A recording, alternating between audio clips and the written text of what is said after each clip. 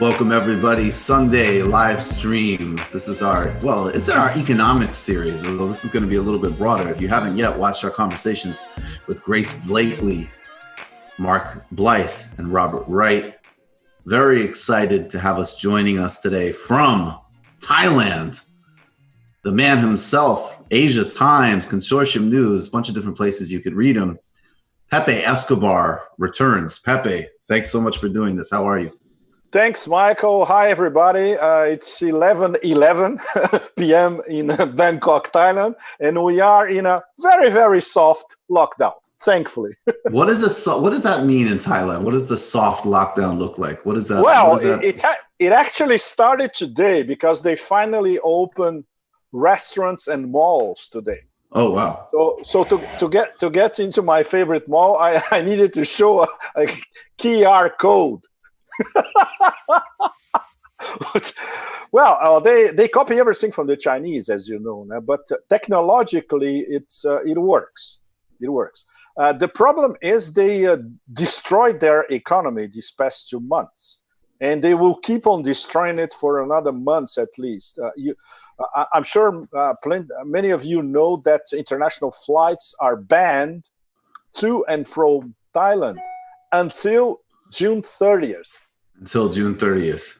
So they are more or less banking that the season is going to start by mid-July or late July. So we wonder. But, this is a very special case here because very few infections. And the last time I saw 57 deaths, which is nothing compared to the US. That's an incredible. France, Italy, exactly.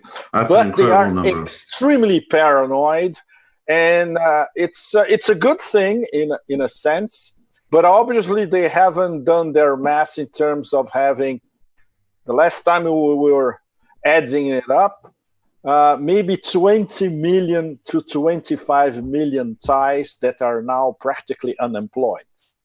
So this is an absolute disaster, In Vietnam, there was no lockdown in Vietnam. They contained COVID-19 with 0 deaths, and they don't have the technological know-how that Thailand has, for instance. So in their case was a lot of testing and very well organized, a collectivist spirit, Yeah, can you actually, Vietnam, if you could talk about that for a minute, because this is a very big accomplishment of the Vietnamese government from the beginning. They remind me of Kerala in India, Kerala state. Yes. Yeah. Oh, yes. And Kerala, as you know, is extremely progressive leftist state in southwest India. And they have a very good healthcare system. My last time over there was a long time ago, was 15 years ago. But I remember very well how the health system in all those villages, between the canals and the sea, how it worked. It was incredible. It reminded me of Cuba, in fact. Yes.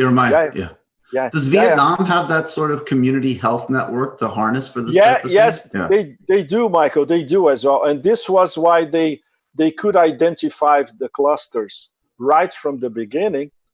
And let's say this was a more a raw Chinese system in place without all the technological marvels that the Chinese use. But it was basically health community service in action. And it worked in Vietnam.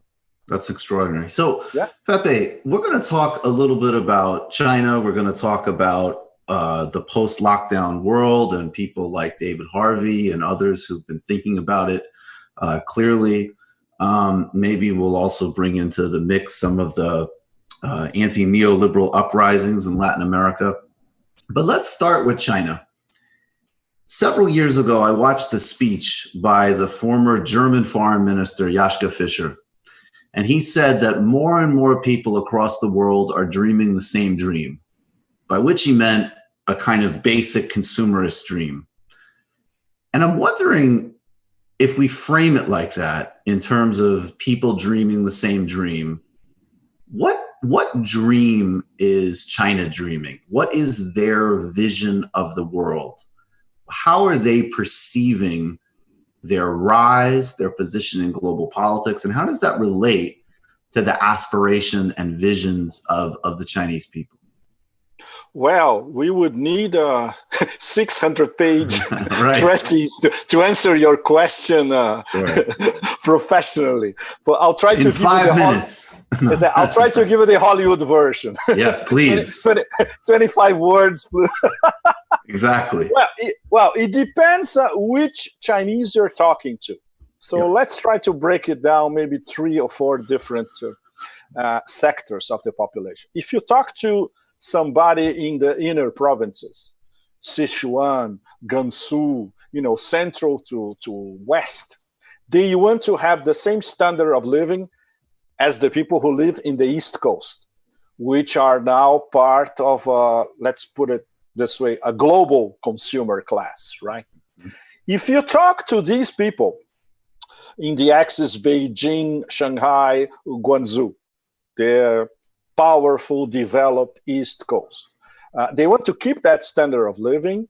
They want to travel the world, which is something that they started to do, especially the past 5-6 years. They are not thinking politically in terms of Western liberal democracy, not at all. They want the government to fulfill the unwritten social contract in China, which is give us the conditions, like Deng Xiaoping said, for ourselves to get rich and economically do anything we want internally and in terms of trading with the rest of the world. And that's it. And we won't be thinking too much about politics. And this is very interesting because then we get to the top layer, which is I would not say 1%, because this is probably almost 10% of the Chinese population, which is the party apparatus, the people who work for the party, and the people who are working around the party. These are at least, 200 million people, roughly. For 150 million to 200 million people, if we count the ancillary networks, right? The number one preoccupation is that the Communist Party version of the old imperial mandate of heaven has to stand.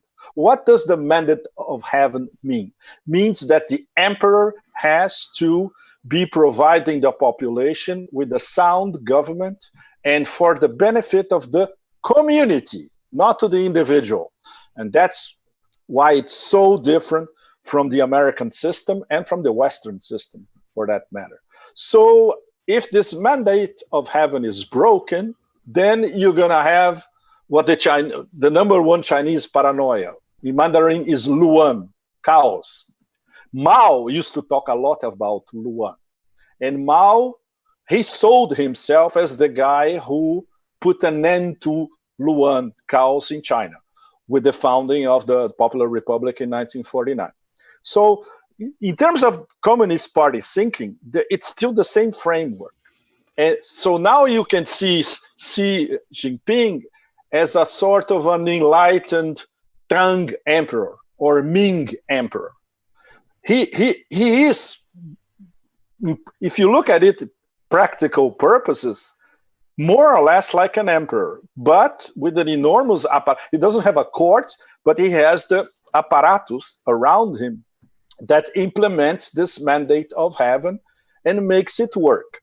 So why the Chinese were so mad about what was happening in Wuhan and Hubei province in the beginning? In the beginning, it's the early weeks of January. It's because the local officials were not implementing, the basic framework. You have to think about the people first, and you have to work for the people. They were not. They were trying to preserve their own careers because they knew there was, at the time, was not COVID-19, remember. At the time, it was an unexplained, mysterious pulmonary disease that had been identified first in a Beijing hospital in late November, then a few cases in Wuhan in December. But the Chinese scientists, they're still trying to find out what that was. The problem is the local authorities, and no wonder these people were sacked afterwards. They did not basically fulfill the mandate. They didn't dig in, and they were afraid to tell the leadership of what was going on. When they told the leadership, it was already, I wouldn't say too late, but it was at least a few days too late. So when you say this, I'm really curious about two things I want to bring into the mix. So one is, it sounds to me in some ways when you describe the Chinese model that it has a lot to do with not only certain very long-term continuities in Chinese history, which is interesting, but also that, maybe in some ways, and people have made this point before, that the current iteration of the Chinese leadership were learning from like Kuan Yew in Singapore. They did. Yes. And bridging. You're right.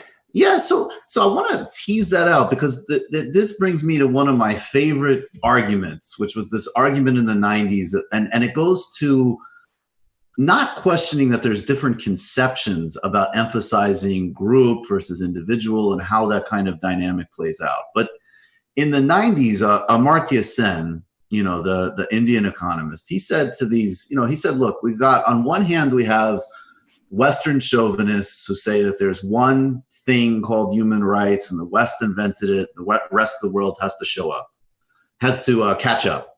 Then we have leaders in Malaysia and Singapore that say that they're doing quote unquote Asian values, but really it's just an instrument of their own repression. And the real answer is, according to Sen, was that there are human aspirations across the world, east, west, north, south, for open societies, holding power to account, allowing some level of individual inquiry, allowing some group dynamism. And so he did, the great read in books like Argumentative India, and he just said, look, you can read Confucius, you can read African politics, you can read any tradition in a way that opens up for those values. So what I'm curious about then is, so first, to what extent is the Chinese model owing to that 90s rise of places like Singapore? And secondly, when we talk about things that are just kind of generically called human rights, is there a way to have an Amartya Sen type conversation where the critiques happen, but from those kind of global expanded bounds, not just not Western chauvinist ones, but also not just sort of uncritically accepting any government's presentation of itself? Yeah, exactly. Yeah. I could talk hours about this, Michael, because it reminds me when I first moved to live in Asia. I arrived in Asia in 94, and we were at the height of the controversy between Asian values and Western democracies. I followed this live over there. My first port of call was Singapore. Before I moved to Hong Kong and Thailand, I lived in Singapore for 1 year. Oh, wow. So every day I was listening. It was either a Lee Kuan Yew or Mahathir in Malaysia talking about Asian values. And of course, at the time, as many of you will remember, China was still lagging behind the Asian tigers. The whole story was about Singapore, South Korea, Taiwan, and Hong Kong. Because of that famous World Bank publication in 1993, the East Asian Miracle, which was the Bible for all of us who were trying to study what was going on, especially in Southeast Asia, and then in Hong Kong and in Taiwan. It's great because I remember being in debates or press conferences with Lee Kuan Yew or Mahathir, and they had to defend Asian values in front of young American reporters parachuted by the Wall Street Journal from New York to Southeast Asia, who knew absolutely nothing about Asia, about Confucianism, about history of Southeast Asia or China or the Chinese diaspora, you name it. So, and then after the Asian financial crisis, it got even worse, because then they were being directly attacked by Western media, especially, you provoked the Asian financial crisis. And they were saying, no, we didn't do anything. We were the victims of a game that was played in the West. Right. And this has nothing to do with our values because we are cronists, because we are failed capitalists or corrupt. Not at all. But the question of Asian values is essential. And Lee Kuan Yew was very clever in the way he marketed it. Because he was saying, look, essentially he was saying years before the Chinese would actually not say it directly. Now they are saying it directly in terms of their model, especially after they more or less won the battle against the COVID-19. Now they're trying to send the message that, look, our model works. And not only works economically, works in terms of health as well. And it will work in terms of the environment. This is what they're trying to sell. But at the time, Lee Kuan Yew and Mahathir were saying, look, we don't need to have Western liberal democracy to have a system that works for most of our citizens. And if you went to Singapore to see what they did in a matter of 3 decades maximum, it's a stunning accomplishment. And even in Malaysia nowadays is one of the most developed middle-tier countries in the world, thanks much of it to Mahathir when he was in power. So now the Chinese basically are picking up, the baton from Mahathir and Lee Kuan Yew and saying, look, our system, which is Confucianist values, emphasis on education, on tradition, respect to authority, in a very organized society, a collectivist society. We are interested in the common good. The individual is not the most important piece of our society. It's the common good. Our system is proving to be much more efficient than yours. Heirs to the Enlightenment, you're actually seeing this on an everyday basis. So how does that actually? Well, I want to loop to multipolarity and pluralism in a second. But first of all, then let's talk really about.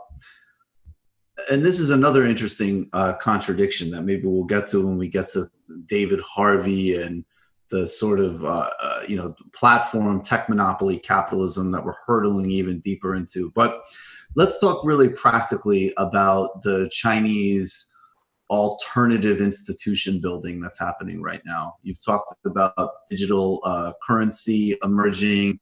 There's the Belt and Road Initiative. Last week, I talked with Guillermo Long, the former Ecuadorian foreign minister. And one of the points he made that was very interesting was he said, look, there's a lot of ways in which China, when you're dealing with them as a smaller country, they're like anybody else. You got to protect yourself. They want to negotiate terms, that benefit them. They're obviously not altruistic. And then on the other hand, where they are, different from the U.S. is they're flexible. They're less egotistical. We want to do a social democracy in Ecuador. Great. Who cares? Whatever. Do your thing. In a way, it's actually very counter to the stereotype of this kind of rigidity of China that gets fed in the Western press. So can you talk about, I guess we'll get into some of the bigger themes again, but maybe just the mechanics that China is developing right now in terms of currency, in terms of alternative economic blocks to generate multipolarity in the world and this sort of, what do they call it, like a community of common destiny or something? Community of common destiny, community of shared interests. Mm-hmm. Yes, this started already in the early 2000s and the mid 2000s. They started discussing this at the BRICS level. In fact, in the beginning, within the Russia-China partnership, which was evolving at the time, it was Putin, and at the time, Hu Jintao was the president. And then when Lula, very important, very important. We love Lula. Yeah. Our man Lula, when he started to get deeper into BRICS, he was absolutely instrumental, especially because Hu Jintao was in awe of Lula, and they got along very well. And he was saying, look, there's a list of things that we need to do if we want this thing to be much more than a talk shop. If we want to be real actors in a multipolar world, we have to introduce trade in our own currencies. We have to start thinking about mechanisms to bypass the US dollar. We have to have a concerted presence in geopolitical terms in all major international institutions. And the Chinese learned their lesson, because at the time, it's easy to forget that at the time, Chinese foreign policy was very passive and very reactive in the 2000s. In the 2010s, especially when Xi came to power, it started to change a lot. But during Hu Jintao, it was not very, to say the least, it was not exactly creative. So they learned a lot from Lula. The fact that Celso Amorim and Lavrov were very, very close, and this went through, sipped in the Chinese Minister of Foreign Relations as well. So it was great because the BRICS were starting an approximation and serious discussion among the three most important BRICS members, I would say.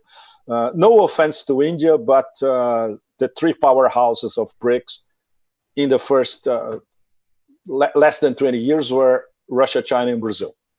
Then Brazil, of course, completely out of the picture. And in this past 2 or 3 years, Xi and Putin are trying to bring Modi into the picture. And for the moment, it's very complicated because the Indians prefer to be a sub-colony, a sub-imperial colony of the US. But that's another story, right? But the thing is, the Chinese started to understand that it's not that they are trying to sell the Chinese model all over the world. First of all, they don't want to. Second, they know their model is unexportable. And number three, it's part of their foreign policy doctrine. They don't want to interfere in other nations' internal affairs. And for them, this is a golden rule. They will never deviate from that. So when you gave me the example of the Ecuadorian ambassador, it's absolutely how they deal with everybody from the global south. They respect the internal contradictions. They don't want to get into it. They're very tough negotiators, but they are supple. And they are willing to recognize mistakes. For instance, in the beginning of Belt and Road, there were a lot of projects that were more or less, you have this Chinese blitzkrieg war over a fragile country like Laos or some of the African nations, or even Pakistan, or even Malaysia. Mahathir started to complain afterwards. And then when the Chinese heard about it, said, wow, it's true. Maybe we have to renegotiate the whole thing. So it proves how they listen. And okay, we need more job opportunities for the local economy, and not just bring a lot of not just bring in Chinese workers. Exactly. Everybody can. The opening of Uncut Gems. Watch that, the new movie. It really shows that. So Pepe, here's a contradiction that I see that does go back to some of the pluralism issues. So in the United States, obviously, we have a very regimented model that we have run, basically a post-World War II model, and it's gone through different iterations, but the United States backs very specific kind of governments. It mandates very specific economic policies, and behind the dollar is, it's unspoken, but we could blow up the world countless times over with our atomic bombs. This isn't all economic textbooks. There's the brutality and coercion of the Western system. So then you have this very important, and I think multipolarity in a sense that regardless, even if you are the fiercest critic of the Chinese government or the Russian government or the South African government, in some ways, it doesn't matter. You just need to introduce some dynamic tension back into the world system that allows an Ecuador to say, we're going to cut different kinds of deals, that allows. So this is hugely important. Now, that being said, the interesting contradiction that I see is that it is the distinction between outer and inner. So if China is an instrument of a pluralism and multipolarity in international affairs, which I think in a lot of ways it is, and it doesn't mean, whatever, there's a lot of subtlety, nuances, and arguments. I can already hear the complaints when I say that, but I think on balance, objectively it is. Inside China, and we can skip over, of course, Western misinformation and all the many more things we need to stipulate. But at the same time, we know that there's some brutality with regards to Tibet. We know that there's some brutality with regards to the Uyghur population. And I'm trying to keep this general because I know in the United States, you get into this, there's concentration camps. Well, concentration camps means something extremely specific. Exactly. And, is not something, you can't just sort of throw around Holocaust comparisons, even if you are talking about a very brutal human rights violation. And then other people will say, all of a sudden they'll mimic our US administration when we're talking about wars on terror, which is, oh no, it's fine. The Chinese are just there to help and they've got a terrorism problem. And we say, wait a second, those of us on the left have, of course, Al-Qaeda and ISIS are terrorist groups, of course, but of course we didn't want the United States running across the Middle East and South Asia and Sub-Saharan Africa, hitting people with drones and having a global torture program. Anyway, I'm getting off, but my point is that what is the tension between this flexibility and suppleness that at times occurs in international affairs with a flexibility and suppleness around not only some aspects of individual rights, but also group rights and group identities. We also saw this with some of the stories coming out about African migrants inside the Chinese context. What's that tension about? And is there thinking about how to bridge it? That's another excellent question, Michael, for 5 hours. I know. Hey, man, it's just we give you the good stuff.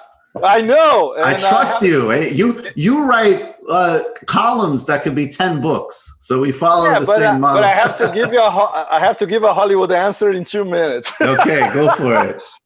Look, I've been to Tibet and I've been to Xinjiang, unlike, I would say, the absolute majority of Western media. I've been to Tibet twice, and I've been to Xinjiang 4 times. And one of my travels this year was supposed to be Xinjiang, obviously totally collapsed after COVID. And it's very complicated because they know that I am a journalist. So for me to travel where I want to go and talk to the people I want to talk to, it would be very complicated to get these permits. So I was even thinking of trying to sell them the idea that I was doing an archaeological and historical Silk Road trip, which is also true because it's part of what I'm doing. Yes. And I would not touch about politics or talking to Uyghurs in the Silk Road, etc.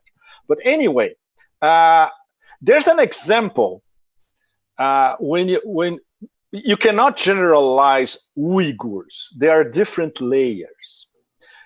Just as you cannot generalize about Muslims inside China. When I was traveling between Tibet and Xinjiang, I met a lot of Hui communities. Huis are Chinese Muslims, but they are acculturated, they are syncretic, they practice a mix of Islam and Confucianism and Taoism. They live, they don't mingle a lot with, for instance, Tibetans or Uyghurs, but they get along very well with Han Chinese. So this for me, as I saw it and I talked to them, was a form of acculturation that suited both sides. Same thing, the Han Chinese related to Uyghurs in general. It's not that they despise the Uyghurs and they want to dominate them completely. No, it's different. They want them to be integrated in the so-called Chinese dream. Of course, is there room for them to be themselves in that dream? Is there room for them to? The thing is, they have to abdicate from certain customs. They have to abdicate from trying to have a community existence that is not totally integrated with the Chinese way. After all, Xinjiang is a Chinese province. There's nothing they can do about it anymore. If we talk about the ancient Uyghur Empire, that's a story of 1,000 years ago. It doesn't apply anymore. What the Chinese are paranoid, and I understand their paranoia from my point of view of trying to analyze, it's not a question of taking sides. I understood their paranoia because of these small clusters, literally, of people indoctrinated by Salafi jihadism. Is that through the Saudi influence in Central Asia? Absolutely, which is in my travels all over. I've seen this influence from Mali to Xinjiang and everywhere in between. So for me, I was not, when I saw this in front of me, I could understand the China. At least I could understand the mindset of the Politburo guys. I said, no wonder. Why do they want to apply the same system that they applied in Tibet, which is sort of, let's say, forced pacification? This is what they did in Tibet, and it worked. It didn't work with those absolutely outstanding nomads in the plateau, because you're never going to civilize nomads that live on horseback in a plateau 5,000 meters above sea level. Never. These people will always be nomads in the wilderness. But if you see in Lhasa or in Shigatse, the Tibetan cities, a great deal of the population, because they are getting some, I would say, okay, let's say crumbs of the Chinese miracle, they more or less accept it. And even the Tibetan monks, it's not that all Tibetan monks are anti-Beijing. No, you have variations as well. It depends on if they are well integrated in the religious system, if they are getting subventions from Beijing, that kind of thing.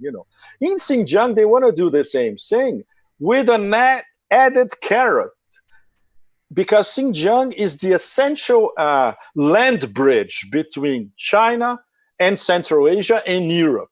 So everything important going to Central Asia and Europe goes through Xinjiang. So they need a peaceful, they cannot afford an inch of a turbulence in Xinjiang, because then the whole Belt and Road system collapses. And they also have the strategic interest in terms of China with Tibet. But I mean, excuse me, in terms of India. But I think, I will just leave on that note that there are uprisings in both. There is obviously the question of the Dalai Lama and so on. And I can't, I think we need to just keep expanding the analysis, but it's important to understand. It's important to understand why they can freak out, Michael, which is something that our leadership in Washington or in Brussels, for instance, they don't even try.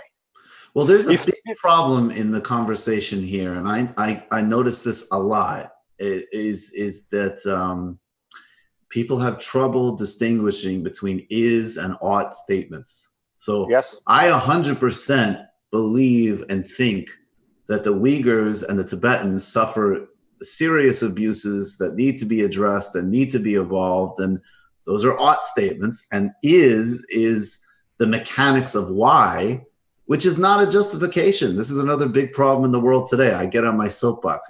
Just because you explain why somebody does something does not mean you're justifying them doing it. But anyways, people are very moralistic these days, which I think is a problem. So can you talk a little bit about, on one hand, you're talking about another potential breakthrough in terms of China and digital currency.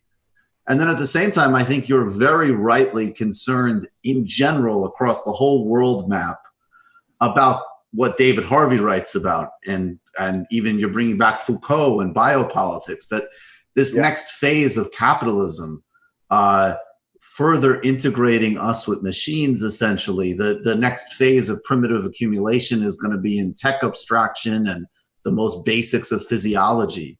So you see this potential with China in terms of opening in the world system, but then you also, I agree, have this incredible concern about this next phase of ultra aggressive kind of anti-human capitalism. So what's the tension between those two things? Wow, but it's enormous. I try to see it from, I don't know if you remember that old surrealist saying. I think this one is from André Breton. He said that our head is round to allow thinking to go in every possible direction. So it's for us nowadays, there's no other way of trying to think what's going on. Yes. Because it's contradiction upon contradiction. You have, we can say, a neo-Orwellian, a neo-Huxley system in China that works for the Chinese, but you cannot try to, get the system superimposed on our Western infrastructure or superstructure. It's not going to work. It's not going to work. Here, we're going to have what Foucault was talking about in the 70s, in those famous talks at the Collège de France, which now, it's a pity that it's only in French. But now, a collective in Paris put it on the internet for free. For the first time in 50 years, you can actually listen to what Foucault was teaching students at the time about biopolitics. He was the first one who, as we all know, who contextualized and conceptualized biopolitics, biopower, and what we're living now, in fact. And that's why it's important to reread Foucault now and mix it with David Harvey, which for me is the guy. Yeah, David's great. The guy. David is great. He's the guy.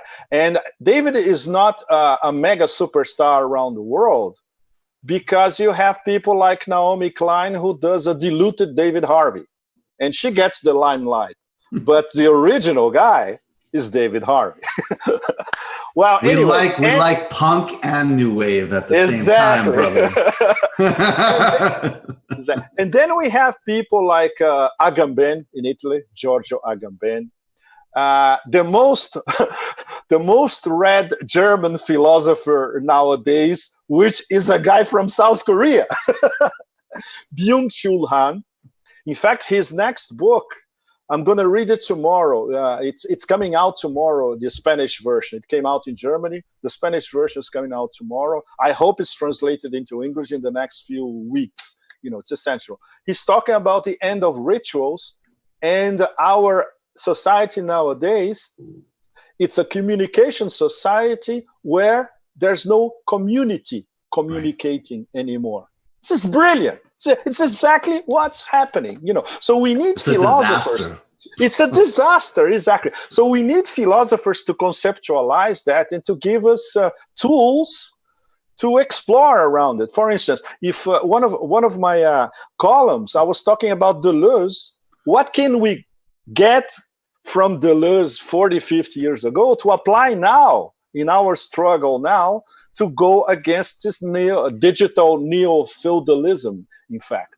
So it's so it has to be like a surrealist looking at all directions. Yes. But the way I see where we're going in the West, especially, this is something I profit from because I live between both. I live between East and West, so I can always compare.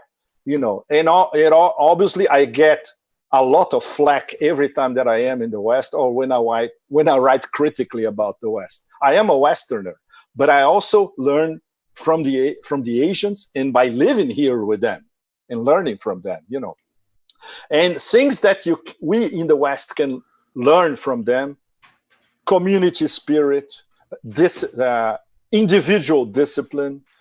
It's not being in awe of authority, but if the authority is doing something that is judged important for common good, you have to respect it. If it's not, it's the same mandate of heaven saying, throw these bums out by whatever means necessary. In France would be la guillotine against Macron, which proved himself to be not only corrupt, but incompetent in dealing with the French love to say we live in one of the most advanced societies in the world. Yes, but you cannot have a decent health system which has been plagued by austerity for 20 years, dealing with a pandemic like that. And it practically collapsed.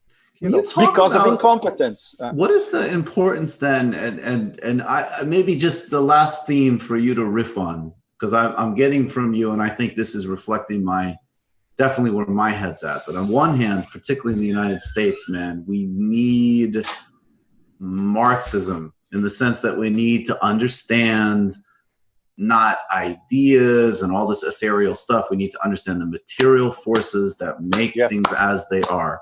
The reason that we are in this tech neo-feudalism, the reason that U.S. foreign policy works the way it works, and even the ways we could constructively actually pair up with struggles across the world, whether it's in Tibet or Palestine or Brazil or wherever, not as liberal do-gooders, but actually as part of some type of real shared cosmopolitan project. And then on the other hand, I do think that there's some type of bringing back the 60s and 70s in the sense of an interest in consciousness and an interest in what are the mechanics or what Sloterdijk talks about, the spiritual technologies of actually expanding empathy. And so sometimes when I read you, and I really love the riff, because that's like, I see you talking about the anti-neoliberal uprisings that have been taking place in Haiti and Ecuador and in Argentina with some good election results. And then as I'm reading you, and this is not, I know some people in the chat, will go, oh, this is essentialism. It's not essentialism at all. It's talking about the true broadness of different traditions in the world, different ways of experiencing and interacting. And I think that, you're talking about in that cultural, spiritual domain, frankly, some of the insights that a Buddhism or a Confucianism can have experientially to at least generate some community inside the context of all this communication without community. And in a way, those two things are going for both, yeah? The uprisings and the practice. These are all examples. They are all against Tina. There is no alternative. They prove over and over again there are different alternatives in different cultural contexts, and we can learn from all of them and mix them all up all the time. Like we can be inspired by a liberation struggle by Indians in the Altiplano in Bolivia. We can be inspired by the Palestinian struggle. We can be inspired by indigenous populations in Brazil now, which are being exterminated as we speak, because of a neoliberal fascist system, in fact. The problem is, I think David Harvey would be the number one to explain the collapse of neoliberalism, not only in economic and in terms of political economy, but morally and culturally as well. So we have to go back to Leo Strauss. We have to go back to all that the neocons did to American institutions, how they destroyed the republic. In fact, what happened with the Roman Empire happened even with the U.S. was even faster. The destruction of the republic. And I don't see this being discussed in the U.S. unless in small clusters. I would never see this being discussed in the New York Times or the Washington Post. No way. No. Well, first of all, because we know who controls them, right? And now that we have, when I look at the choice for the American election in November, it's not even in the worst nightmare anywhere all over the world you could possibly imagine that this would ever be a choice. These two individuals representing more or less the same forces. So, and in Europe, when you try to discuss this in Europe, they are so paralyzed with their own decline So they have to regurgitate the same Enlightenment ideas, the fact that, no, we are still the guiding light of mankind. Yes, but you are crumbling from the inside. You cannot even deal with COVID-19. So we depend on mavericks like Agamben, like Bing Shulian, like this fantastic Cameroonian philosopher, Akile Mbembe. We love him. He's absolutely brilliant. Yes. And he introduces the extremely important Black African theme, which is completely marginalized in every discussion. And Mbembe, he brought this to the forefront. So when you read Mbembe, you are in fact rereading the story of colonization and slavery in Africa by Western colonial powers. Very, very important. This was absent from the narrative for what? Years, decades almost, you know. So we depend on these guys, these mavericks, you know. And that's the problem, because we don't have I would not say global, but at least an international movement of really radical thinkers that are thinking in a way that the elites start not only to pay attention, but start to really freak out about it. I'll give an example. This new Progressive International, right? With I have some friends with Varoufakis, Bernie Sanders, yes. Naomi Klein, etc. I don't think that's enough. It sounds like a talk shop, not more than. No, I'm really sorry. I like most of them. In fact, practically all of them. Haddad from the Workers' Party in Brazil. Haddad is a very, very good intellectual. But it's basically a talk shop. Sreko is part of it as well, isn't he? Sreko, David Adler. I mean, I think it's real. I think I'll defend it, because I think that at this point, the dialectic is that on one hand, it needs to be much more than a talk shop and much more dynamic. On the other hand, how many places can you find where there's actually a conduit for the maverick thinking you're talking about? And in the beginning, in the relaunch, they're doing a very good job of that. So that's the kind of mix I see. They're putting forward, actually, they highlighted, I guess this is a self-interest, but the Brazil Wire interview that I did with Lula, they're pushing that. Right. They're moving forward with the different ideas that Sreko's talking about. And I think the ideas even that I've been playing with of what is global interdependence, national social democracies, and local anti-fragility, local dynamism. And how do those three things interplay with each other to create, you know, more abundance, more openness, more community? But my criticism, Michael, is maybe they are not anti-fragile enough. Yeah. You see? Yeah.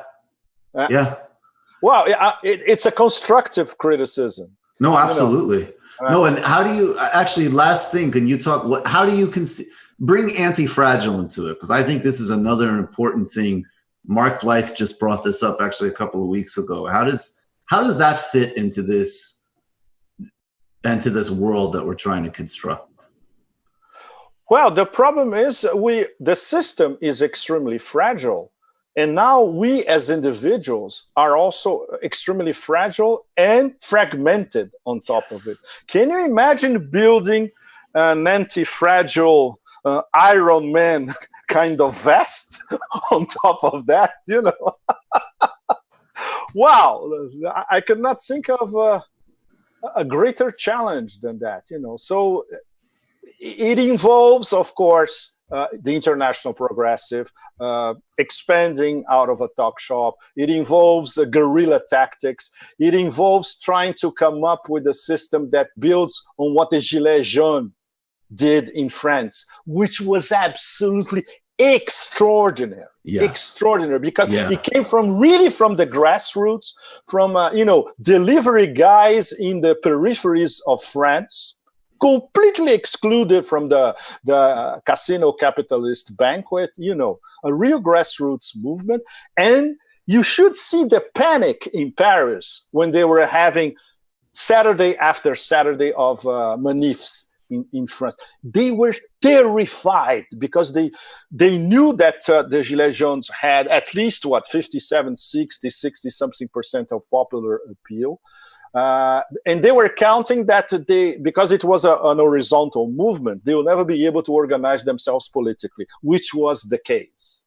So this is what we have to try to come up with a mechanism where we have the Gilets Jaunes on one side and international programs on the other side, joining their forces in a really horizontal but also vertical movement, influencing decision makers, influencing people who are going to become outcasts in the international financial system. There are a lot of people who are inside the system because they need to pay their bills and raise their families. But if they have a chance to escape, they would tomorrow. Would love to. And then as far as the individual or the consciousness, that I'm thinking of where you are, and I guess I won't be for a while because of flight restrictions, but of Ajahn Chah and the Thai forest tradition and that type of cultivation. Yeah, it's exactly. Do you know that the former king of Thailand, he had some very, very interesting insights. He regarded all that as sustainable development. He treated these communities as sustainable development communities, and he developed a lot of programs to help these people.